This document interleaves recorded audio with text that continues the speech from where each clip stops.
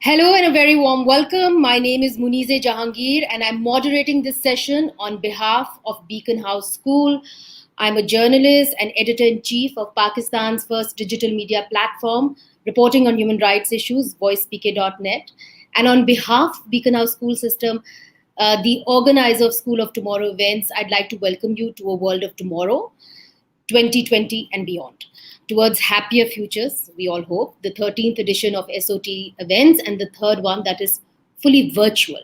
Now, the non-profit SOT event series was launched by Beacon House in 2000 as part of its CSR and to help inform the direction of the organization, while also engaging global communities in conversations shaping the future of schools and societies. Now, let me introduce my guest today, this Sunday. She is the 26th Foreign Minister of Pakistan, twice elected Member of Parliament.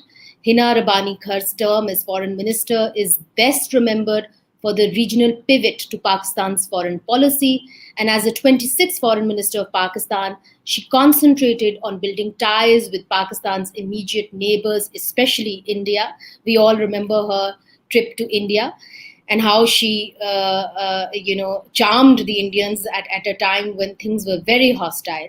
She led the journey of normalization of trade relations with India. And similarly with Afghanistan, Pakistan at that time also pursued a policy of reaching out to all political parties and ethnicities.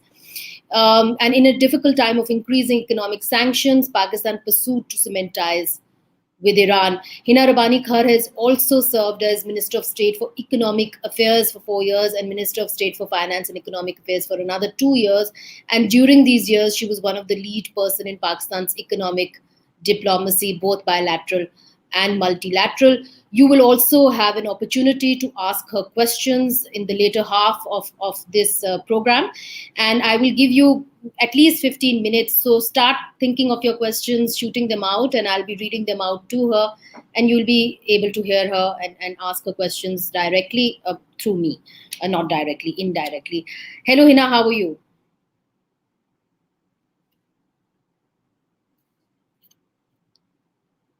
Hina, can you hear me? Yes, I'm very well and good to be here. Sorry, I forgot to unmute. Yeah. Okay. Well, let's begin first with the crisis in the Middle East. We would first like to have your immediate reaction to what has happened in Palestine. And what has your experience also been as Foreign Minister when dealing with this crisis? Okay, so I think when I was Foreign Minister, the crisis brewed more in Syria and less in, Palestine was a constant at that time. And now Palestine has not been where it used to be even 10 years back. It's at a worse position. And I think the parallel between what is happening in Palestine and what has happened in Kashmir and continues to happen in Kashmir can just not be ignored by anyone who watches how things materialize and unfold. So in both places, you have a right-wing, rightist leader who wants to ensure that his constituency continues to look at him as the preserver and protector of the rights of that right. And in doing so, would usurp even further the right. I would not want to call the Palestinians a typical minority because in any sense of the word, they should not be. It was their land. So to call them a minority within their own land, but to the persecuted, to go full steam ahead and persecute them even further, and to really bring out an apartheid regime in all its forms, in all its historical contexts. So what Modi did in India vis-a-vis Kashmir and many other things, and what Netanyahu is doing and has been continuing to do and did in a very, very bold fashion in the last few months in Palestine is exceptionally similar. Their goals and objectives are also similar. And what is also interesting is that both these leaders are doing no favor to their nations, the nations that they claim they're wanting to take to various forms of glory. The only thing which in the case of Palestine and Kashmir, I think what it brings out in a massive fashion is the hypocrisy that exists in the protectors and supporters and carry forwarders of international human rights states I'm talking about. I'm not talking about organizations. I think the organizations didn't do that badly. But the states who proclaim to be the upholders of human rights and who continue to lecture countries like Pakistan and African countries and all Asian countries on how to treat minorities, how to have similar treatment to the weak and to the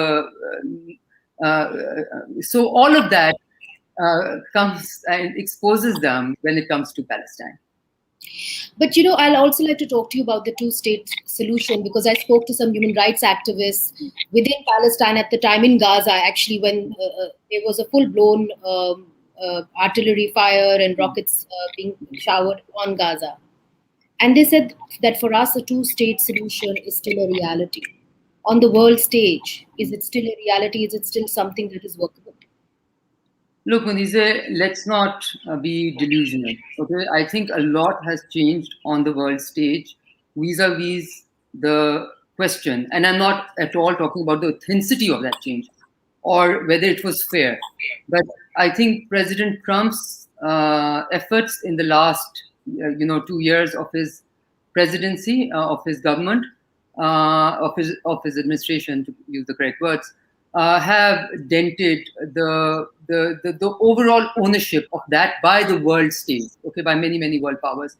And I know that's likely to be a question that you're going to ask later about the role of the Arab states, but believe me, and I would, because sometimes, these personal experiences tell you a great deal. I was once at a broad international conference where a very senior Israeli representative was there, and I asked him the question that, what do you think is the impact of the Muslim countries not recognizing Israel as a state? And you know what the response was? He said, that is what we crave for. That is what has always held us back, and that is what has a huge impact on the psyche of the Israeli state. So when we let go of that also without taking anything in return, look, if you're doing it in a diplomatic setup, where you've taken something and given something, I would say go for it, because we want a realistic solution which improves the life and the future of the people who are living in Gaza and the West Bank. But if you just do a giveaway without taking anything back, and we've seen what we've taken back, right? What we've taken back is enlarging the scope of their ammunition to attack and to really meam the kids and women and men and just not consider them humans. And finally, you have some recognition of it at the international stage in terms of the international press, from what you saw in the New York Times. And I think that's what the world needs to recognize. And I fear that we're moving not towards a brighter, more beautiful tomorrow, unfortunately. We're moving to a worse tomorrow, because today, even the most educated nations, even people who are intellectual giants, who you and I come across as international conferences, when it comes to matters of religion and ethnicity, we're all proving Samuel Huntington right when he talked about the clash of civilizations. We have all gone back to our tribal roots. And when it comes to being attacked as a Jew or as a Muslim or, a certain ethnicity within that, we all come to support or to protect it without knowing or without realizing or without trying to understand what the rights and wrongs are. There are no rights and wrongs when it comes to but let me throw you another question from what you have really said. Do you think that the media, you referred to the New York Times article where they put up all these children, all these pictures of these Palestinian children, and they said they were just children, of all the ones who were killed. Do you think that the media across the globe is breaking those boundaries, that perhaps they have become the voice of the new nationhoods, and nationhoods where nations are saying to their state that we are not part of this, and they are making alliances, whether they are in Pakistan or India or America, and it's the same kind of language.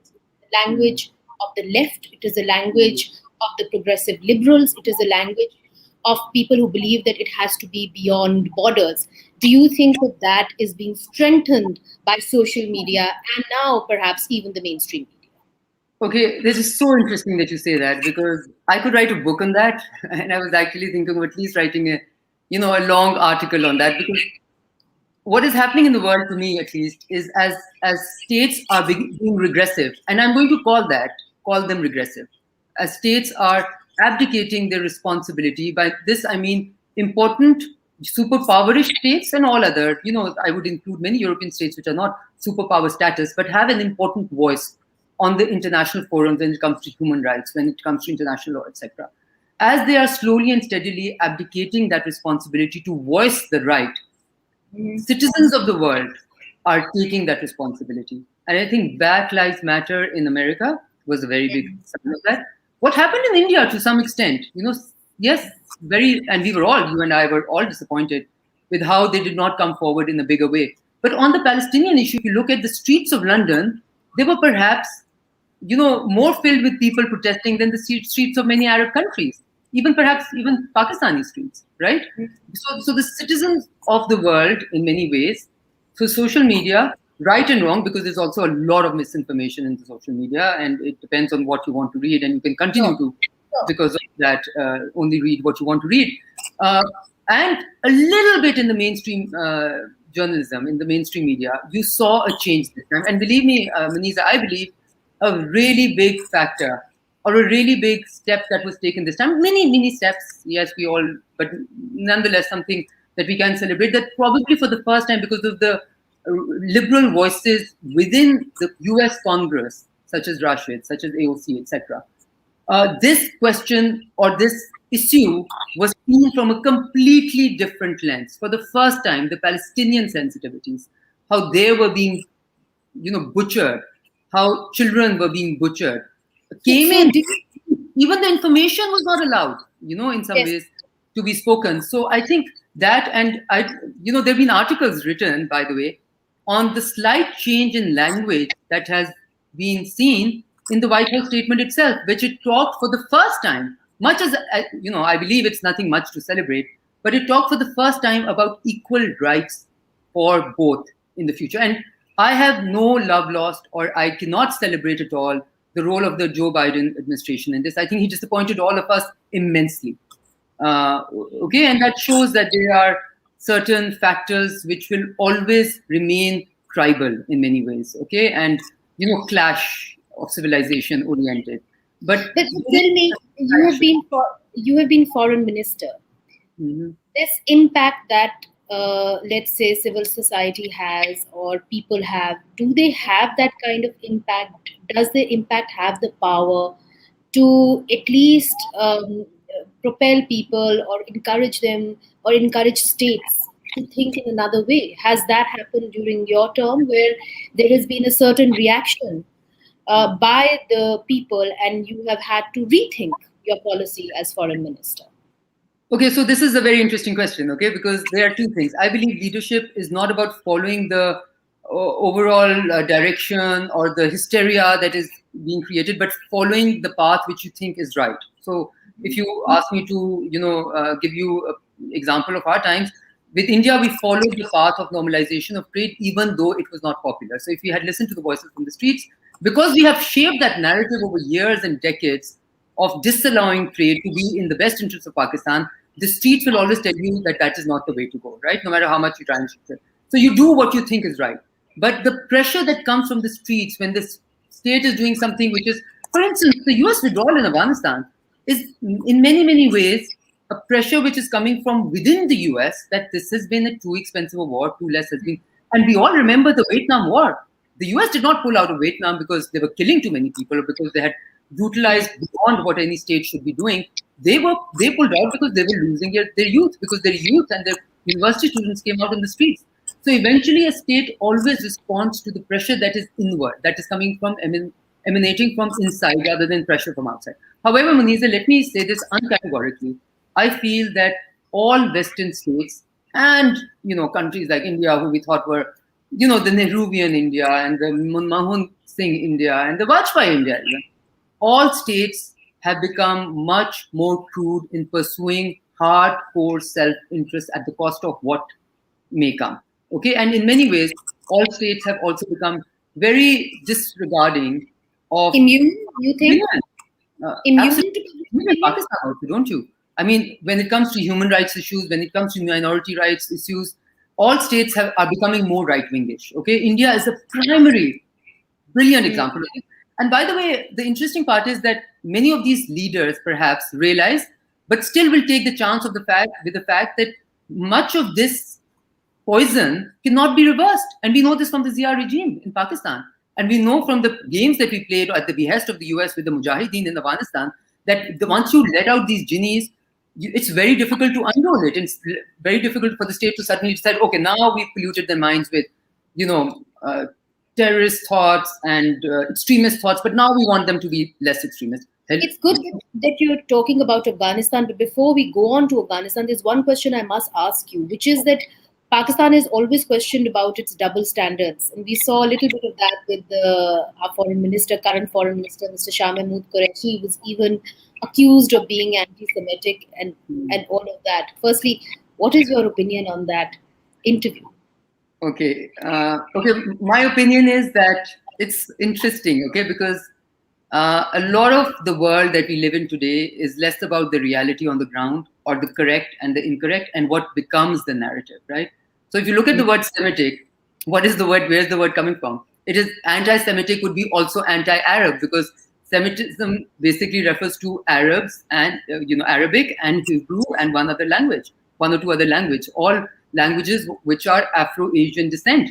So, but anti-Semitism somehow has obviously become anything and everything which is said against the Jews. Now, it had a basis. It had a correct basis because the Jews went through apartheid. They went through, Nazi Germany's time. They went through all of that. In order to protect a mistake of the past or history, you have now this notional anti-Semitism, which basically disallows, in their form, in how they would want to project it, for you to even say anything against the current right-wing Netanyahu government. Okay. So what I'm getting is that the current foreign minister didn't wield that question too badly. Well, I think the current foreign minister would absolutely, perhaps in your and my lingo and what we understand it to be, did not say anything incorrect at all. However, because of the history of anti-Semitism, I think you should always err on the side of caution when you're in the international, places, to never, because you see, then you take the debate away from what is the real matter, which you want airtime on, and take it to anti-Semitism. That's not what we want. That's not what Pakistan's objective. Pakistan's objective is to draw the world's attention to the brutality and to the double standards of the world. Okay, Israel might be doing what it is. We don't have to call out. We have to call out the world and tell them, look, this is happening in your, in places where you have best ties with, and you're letting this go. So where will you be, or what space do you have ever to call us out? And Munizae, I know you want to perhaps ask the more relevant question, but I do want to sort of share with your audience and you that on the refugee question, as foreign minister, I could not go through a single delegation, whether it was American or any European country, even some Asian countries, who would lecture us on how to treat the refugees. Right? We saw what happened in the European states, including the UK. Barring Germany, every other country, when the Syrian refugees reach their doors. We continue to see what happens in the Mediterranean when those boats capsize and the people and children are allowed to drown. So the world will not, because of social media, because of everything else that has happened, the world order remains archaic, right? And the world's citizens have moved at a really fast pace, a lightning speed. And the catching up has not happened, and therefore there is an absolute disconnect. That's very interesting what you say, and I think you're absolutely right there. But why also they ask us this question is because apart from Israel, we are another state that has been created in the name of religion. Sure. And we have the Rohingya Muslims here living in complete squalor in Karachi. Almost 5 lakhs of them, or over 500,000 of them. But we also have the Uyghurs here. Now, what is our arrangement of having the Uyghurs in Pakistan? Because when I interviewed them, they said that if the government of Pakistan finds out that we are here, we will be sent back to China. We are not given any ID cards or permanent cards that the Afghan refugees are given. And therefore, we have no access to jobs, other security, and right now, the anti-COVID vaccine. So what is our understanding with China regarding the Uyghurs, the Muslim Uyghurs that are now residing in Pakistan? Okay, again, Munizae, I believe as much as you should talk about things that you know a great deal about, you should always tell the audience and yourself when that's a question that I'm unable to answer, simply for the reason that when we were in, so I would need to be in the room on a state-to-state discussion to be able to answer this correctly. And I can assure you that when we were in government, this was never an issue. This was really not anywhere. I don't remember it ever being discussed. So this is an issue which is of recent, making in some ways, has come to the fore recently. And I can tell you this much, that much and all, actually exclusively, all of the diplomacy and the questions, if ever we raise to the Chinese about our concerns about the Uyghurs, about anything else in China, would always be behind closed doors. And I do not disagree with that. I think that's a good way to conduct diplomacy. That's a very un-American way to conduct diplomacy. The Americans like to throw things through the New York Times, through the Washington Post, through think tanks, through, malign, name and shame. We've heard that before. Okay, neither the Chinese nor the Pakistanis, if they're left to their own devices, like to conduct their diplomacy like that. And I think that's the right way to go. All right. Although the New York Times and the Washington Post do claim that they're very, very independent and they work beyond any pressure. Recently there was a briefing of sorts where journalists were informed that there are back-channel talks going on between the intelligence agencies of India and Pakistan. Similarly, there are back-channel talks happening between the top brass of the army, the intelligence agency, and Afghanistan. None of that has been brought to Parliament, and they do not intend to bring it to Parliament. What are your thoughts on those back-channel talks? Because one of the things that is being said is that the economic ties will be kept as a priority. Kashmir, as far as it's concerned, of course, Pakistan will insist that Article 35A remains. However, the current situation whereby India, says that practically everything will be agreed upon as it remains now. Pakistan will not let up its stake on Kashmir, but there will be no more much of a hue and a cry. What is your take on these back-channel talks? Is this a good idea? Okay, I always think talks in any format, in any way, in any front, back, right, left channel is always a good idea, right? However, I also am a great big believer, and especially with the situation in Afghanistan unfolding, and pretty much every state repeating exactly the mistakes that they made in 88, 89, and prior to that again in exactly the same format, makes you wonder, do we ever learn our lessons from history? Okay? In this also, with India, Munizae, as foreign minister, this is a file I struggled with, right? And we tried to push as much as forward because it was part of our overall regional pivot, okay? Iran was part of it, China, already we were doing well, India, Afghanistan, all of them. Because we believe that if you were able to get the immediate neighborhood normalized, peace will come internally also. So, whereas I believe all channels are good, okay, and all talks. Let's learn from the Musharraf Vajpayee and then Musharraf Manmohan Singh, and then of course later on Manmohan Singh with us. Back channel diplomacy conduct, which led you to a paper which is almost signed. Okay, so it's a whole. It wasn't something that led to nothing. It's a pretty. So what was signed? It's not clear. Was it just Siachen and Sir Creek, or what was ready to go? In our times, I think Sir Creek or Siachen is always ready to go. I mean, all you have to do is say yes, and it's ready to go. And can you imagine the cost on our conscience when we had 164, more than 200 people die in Siachen, soldiers die in Siachen because of bad weather, because we are unable to talk. What happened? So basically what happened was that at that time, I remember Manmohan Singh Saab, who's somebody I really respect, gave us that offer a few years back when Pakistan came ready. And I was in that meeting with President Zardari, where we wanted to push it forward. And we had, of course, all our other entities almost on board also. And Manmohan Singh said, now the time in my country is not appropriate, and the sense in the street, etc. And I remembered at that point, and I've said this in another interview also, saying to him as foreign minister to a prime minister of another country, who I do not consider to be, I don't like to use the word enemy with anyone, right? That Mr. Prime Minister, isn't the job of a leader to create public opinion which is good for the country rather than follow public opinion which may not be so good for your country? So there's always that element of, do you follow the street or do you follow... What did he say? I'm sure people would want to know to that question of yours. So he said yes, but the time has to be right. Let's wait for a bit. But waiting for a bit is what has always cost us.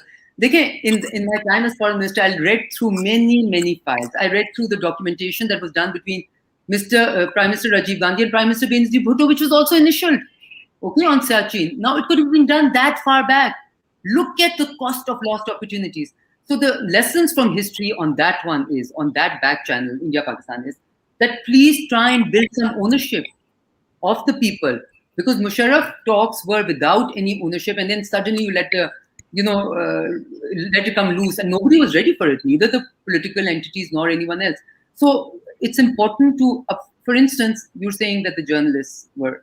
I have not ever, I'll sit in Parliament, had any backdoor briefing by either the Ministry of Foreign Affairs, even as an ex-foreign minister, okay, or anyone else. Does that show how we conduct our diplomacy? I sit in the. Let me ask you this question, because one of the things that was also we were informed about was that these back channel talks are part of. I mean, this is a normal routine. So during your time, were the back channel talks led by the intelligence agencies when you were foreign minister with India or Afghanistan? I don't know how to put this, but I do want to say that when we were in the Foreign Office, when the Pakistan People's Party was in the Foreign Office, foreign policy, all of it was being led and conducted at the Foreign Office. And there was always a lot of give and take. There was a lot of consultation, which is the norm. The Americans do it, the British do it a bit less. The Americans' system very similar to ours, but the leading, direction would always come from the Foreign Office. Okay, and to just wrap this one particular question up, for instance, I think this says a lot. I sit in the Foreign Relations Committee. This back channel talks that you're referring to, and we have, by the way, not met for the last. I think we met, for the last 1 year almost. And when the chairman does a meeting, normally it's on what is happening in our schools being led, in a certain country. So very non-strategic in many ways, right?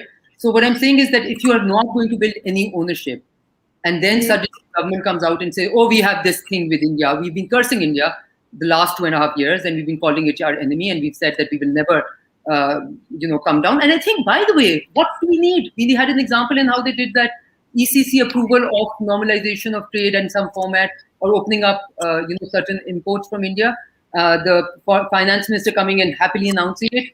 Then the commerce minister, who happens to be the prime minister, who had approved that summary, asking the same finance minister that who allowed you to approve that summary or to go ahead with it. Then the foreign minister of the country coming and telling us how it is not in our interest. So, at least brief your cabinet, or at least have one direction. If you're all going to be going in different directions. So a little bit of ownership is required. I am all for back channel diplomacy. And I think this normal, I used to always say to my Indian counterpart, who was Mr. Krishna, that we should be able to speak as normal human beings. When Pakistani and Indians are across the table, they stop acting like humans. They start acting like they have to protect, their sanctity, and it's like you don't speak. And how can you not? So normalizing through, but Munizae, I am also very, very clear. If you do this without any take on Kashmir, and I'm not saying let's solve the Kashmir solution, but what they did in August, they have to undo that, partially undo that. They have to normalize that somehow. Because if Pakistan does not put its foot down over there, I mean, that has to be your red line. Okay, so if a country is not able to establish their red lines, this is the mistake we made with drones. If you're not able to establish your red lines, you will have no place, no space to stand on, and everybody will take you for a ride. So Pakistan, in normalizing trade, which is absolutely the way forward, as a personal citizen of Pakistan, I think you have to normalize trade, normalize contact between people. All right. And that's the way to go. But there has to be a take. You must be able to at least get the reversal of what they did. So what was interesting was that during this briefing, it appears that one of the things that is of paramount importance is trade, because Pakistan, and you understand the economy very well as well, is in dire straits. Economically, Pakistan is not doing well. There's not enough money to go around. And by opening trade, you will actually open up the region for trade up to Central Asia. The question with that is, You have Kashmir, the situation as it is, and the Kashmir is still marching out against a very hostile, a very suppressive Modi government. And then you want to open trade. Which will come first? How do you deal with a situation where you have Kashmir under complete curfew and lockdown still, with people wanting basic fundamental rights, and you wanting to go forward with trade? Look, my question to you, my counter question to anyone who's trying to do that is that where will be the credibility of the state of Pakistan if you try to do that? Are we to assume that everything that the foreign minister and the prime minister and everyone else said was to fool Pakistanis for all times? Because were we not told that what Modi has done in Kashmir has to be reversed for any normalization to take place?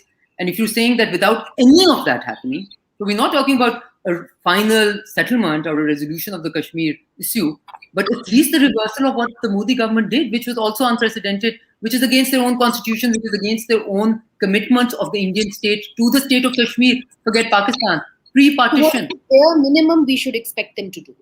A bare minimum. Look, it's very important. We all operate in a social setup, right? Over there, your word matters. If Munizae is sitting with lunch with, for a lunch with me and telling me what she strongly believes and what she thinks she will never be able to move forward without that, and the very next day, you absolutely happily abdicate all of that and move forward, and the next day you tell me your red lines or you tell me you will not take it. Do you think I'm going to take you seriously? The states have even a more urgent sense of credibility because the state rests on its credibility, its reputation rests on its credibility, and Pakistan is a country which has enough immense reputational hazards as it is. Why do you want to add to the, and if will you be able to sell it to your people? So please be mindful that you are the one who raised, who was the one who asked everyone to stand outside of Foreign Office for 30 minutes? Who was the one who asked the Srinagar, the Kashmir highway to be renamed? So you do all of this jugglery, and then you think that all of a sudden you will come out and say, no, people, we were all wrong. Now the best way to go forward is whatever they've done in Kashmir, however they've conducted, whatever the re-annexation also we accept and we must go forward. No, I think it should be that the re-annexation has to be reversed. The timing of it can be according to the pleasure of the Modi government, right? But that reversal must be a prerequisite to go forward for you to be able to credibly take it forward and for you to be able to implement this back channel, whatever results come on. Otherwise, it will be like the Musharraf talks. Nothing will be implemented.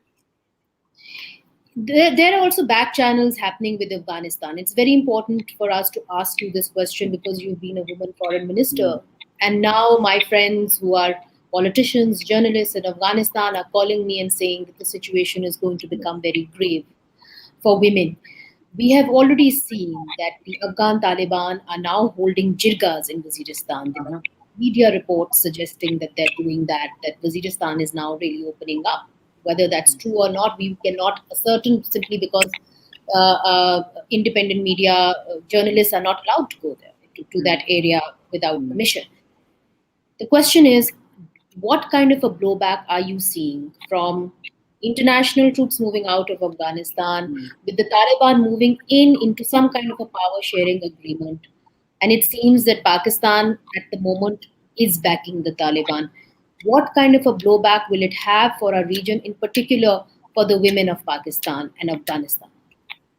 Okay, first of all, anyone in Pakistan who has the notion of celebrating a Taliban takeover clearly is someone who has a very different future in mind for Pakistan, and clearly is someone who does not like to delve very deeply in history and the lessons from history. And these are not very, these are decades-old lessons. They're not centuries-old lessons, right?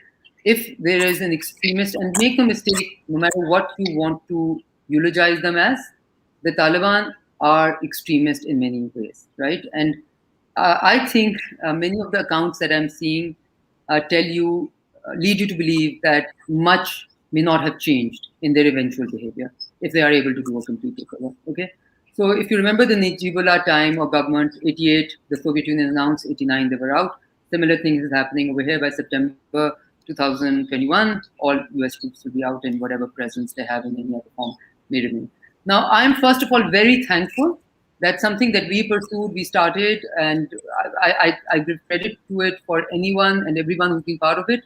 the previous government, our government, and this government, is that the fencing of the borders at all costs has happened. Okay, because Pakistan spent too much time not doing that. The first instinct of a state must always be that of self-preservation, which means you protect your own first. Okay, that having said that, I think this is going to be exceptionally difficult for Pakistan to manage. Okay, and my only suggestion is going to be that the Afghan government, in whatever form there is, must have full confidence of the Pakistanis, and the Pakistanis must have full confidence, and whatever engagement has to be done. And I understand that many people believe Ghani is not worth it, etc., but he is still what he is. Okay, so our interaction with all ethnicities, all entities, all political powers within Afghanistan must be very, very, very intense. And if anything, I think we can, if we can at all play the role, which I do not believe we can, because I think the world and within Pakistan, the notion of the control that Pakistan has on the Taliban is overly exaggerated. I mean, exaggerated to an extent which is beyond imagination. In my own time, can you flesh that out a little bit? Because there is that perception, their wives live here, they have lived here. There's the Quetta Shura, they still live here. That's something that we have now we used to deny, but then we said now, yes, they do live here. Mullah Baradar was delivered by us. How is it that it's over-exaggerated? Okay.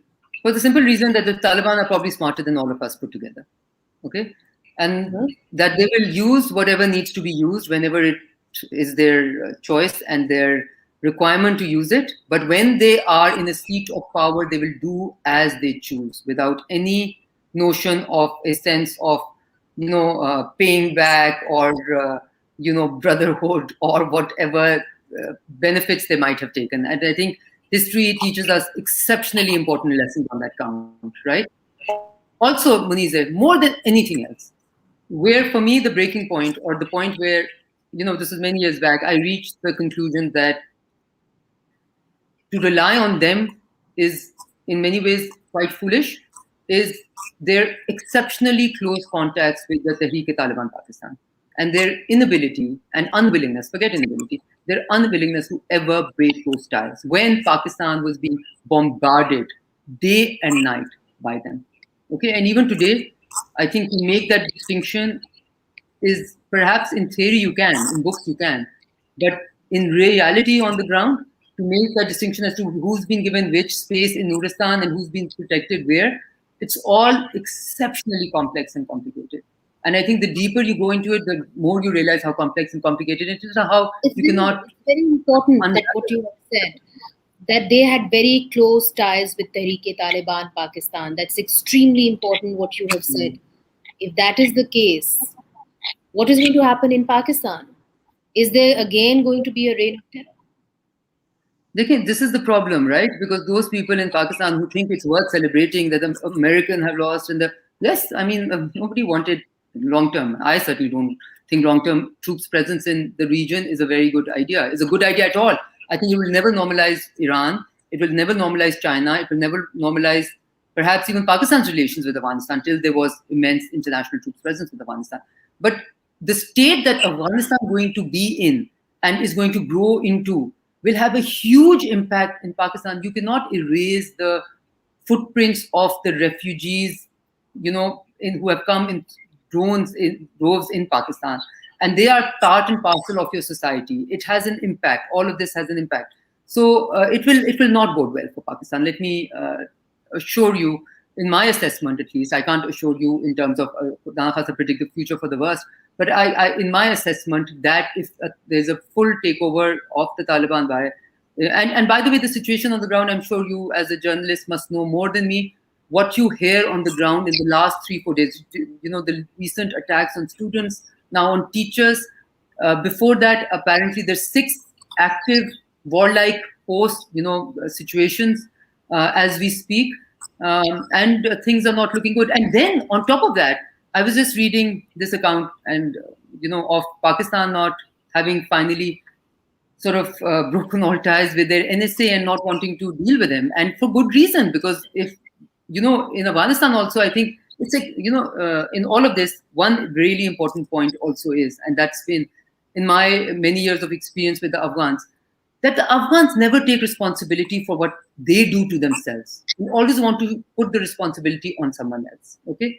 So, for instance, as an NSA, as a National Security Advisor, now if I represent Pakistan as Foreign Minister, I may hate a certain leader, okay, and I may hate a certain country, but I will always be mindful of the state that I'm representing, and that whatever comes out of my mouth is what is the state view, right? And not Hina Rabbani Khar speaking, but the Foreign Minister of Pakistan speaking. In the very same way, the National Security Advisor of Afghanistan is the National Security Advisor of Afghanistan. His personal views may be aside.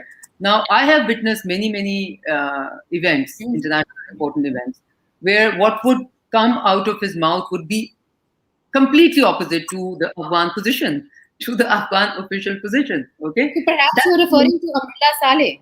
Yeah. Yeah. And many, he's one example. So this responsibility of the president of Afghanistan to take responsibility for what is his responsibility, for the NSA of Afghanistan to take responsibility for what is his responsibility, for the warlords, for other entities. But half of them, when the Pakistanis go to the room, they will blame the Americans. When the Americans go in the room, they'll blame the Pakistanis. And when the Europeans go in the room, they will blame both the Americans and the Pakistanis. So this game playing is not very useful to the Afghan cause also. And we know that there has a lot of misgovernance and a lot of open, barbaric corruption with aid money. Now, that's not the Pakistan. There are schisms there, but let me ask you this question, because in one of the briefings we were also told, and the impression that we were given was that Pakistan's ideal situation is that the Taliban do not come into power to such an extent or in such big numbers that they are able to kind of make decisions completely themselves, unilaterally. That Pakistan ideally would want a stake of the Taliban in the next setup, in the next government, which will not be a full majority, maybe a minority. Is that a good idea? Okay, I think micromanagement on the part of Pakistan is a terrible idea. And micromanagement in terms of ideas of how much power they should have, what percentage who should have, should be none of our business. And it is really very, very dangerous of us to say a thing like this, or to even, imagine a thing like this. And again, if we can happily all forget what our historical lessons are, let's go ahead and manage another Afghan government, right? That has never been in our favor. What you want to do is to manage state-to-state relations. Please, let's learn our lessons. All right. So I don't want to hog the conversation here. There are some questions coming in. One of the questions is, should all the Pakistani political parties be on the same page when it comes to our foreign policy? Obviously, when it comes to the economic policy and the foreign policy, all Pakistan governments, anyone who's ever going to make government, all Pakistan political parties must be on the same page. And by the way, let me assure you that is not at all impossible or even difficult to do. I remember when I was going to India, Munizae, you referred to that trip, my first trip as foreign minister to India. When I was going, I went to see the Prime Minister to take his blessings and to brief him and to be told by him to get his directions. And in my presence, he called each one of the political leaders in my presence. I waited there for 3 hours. He called each one of the political leaders, including the religious parties, and said that the Prime Minister is going there. We want your blessings. We want to normalize as much as possible. Now, when I went there, I stepped onto Indian soil with full confidence and authority, because I knew I was not only representing my government, I was representing Pakistan. I was representing all political parties in Pakistan. It enlarges your scope of diplomacy. It gives you confidence, and you're able to basically, and maybe it be a matter of books sometime, right? Which when we went in, it wasn't all rosy. That was all nice in the media, etc. But some of the meetings were exceptionally tough. I remember they refused to a common press, stakeout with us initially, and we had to convince them to even do that because they had some bad experience from the past. So it's diplomacy is all about.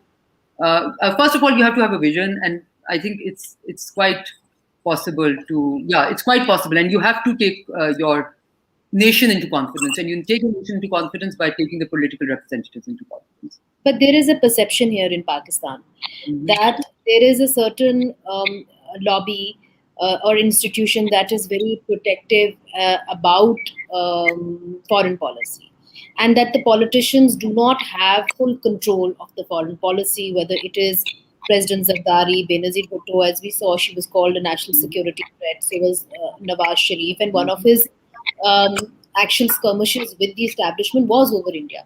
Yeah.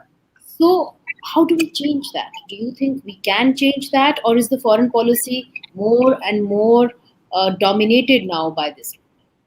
Okay, right now, I think I do not see I do not see a strategic focus and a strategic vision coming forward, right? The simple answer to your not so simple question, Munizae, is that you become capable, you have a vision, you're able to articulate that vision, and you are able to put out a road plan to be able to implement that vision. And then you can coalesce everyone around it.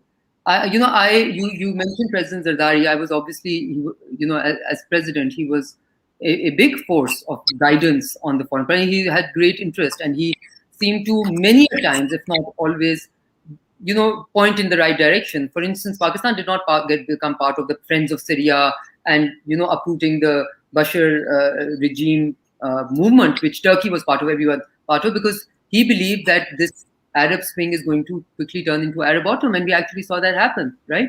So I can safely say, and I would not say it with this much confidence had I not served in the Foreign Office, that the Foreign Office is the only institution in the country which is capable of running your foreign policy in the right direction.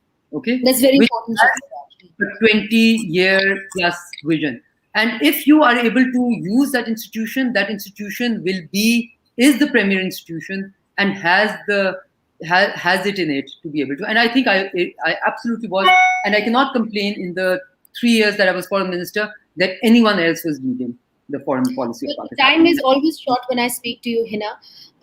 But I'd like to squeeze in just a small question from the audience and, of course, from the organizers, that the central theme of this conference is 2021 and beyond, towards happy futures. Is there any prospect of a happy future conflicts around the world? I know you partly answered that question. Yeah.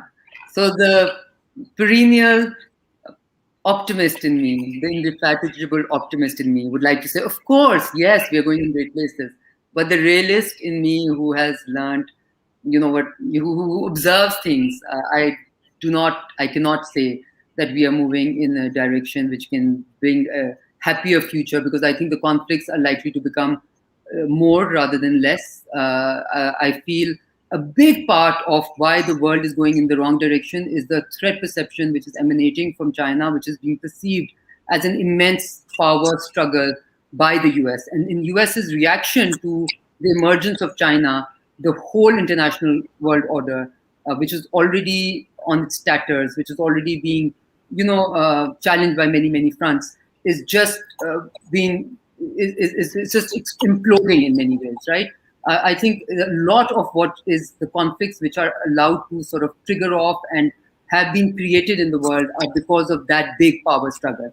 If you see within our region, the hostility and the right wing Hindutva government in India, why are they being allowed to get away with murder in the international community within the US? Why does Pakistan come in the religious freedom index and Bangladesh comes and India doesn't? Because they believe it is containment of China policy to have India in there, and they will let India get away. So all of this has an impact, okay? And all of this makes everything more righteous, more extremist. And unfortunately, I honestly think that we have to live through a decade of trying to find a new, and this has always happened. After every 50 years or so, the world order needs some change, and there is a period of sort of a lot of instability. I feel the pandemic has only added to it, and we are living through that period right now. Well, thank you very, very much for joining us on behalf of Beacon House. I thank you, and I thank the audience for, as usual, a very bold interview where you really spoke from the heart, making some very, very important observations and giving us some very important information. I'm sure this is a very valuable interview for those watching foreign policy. Thank you so much, former Foreign Minister Hina Rabbani Khar. Thank you. Pleasure. Thank you. Thank you.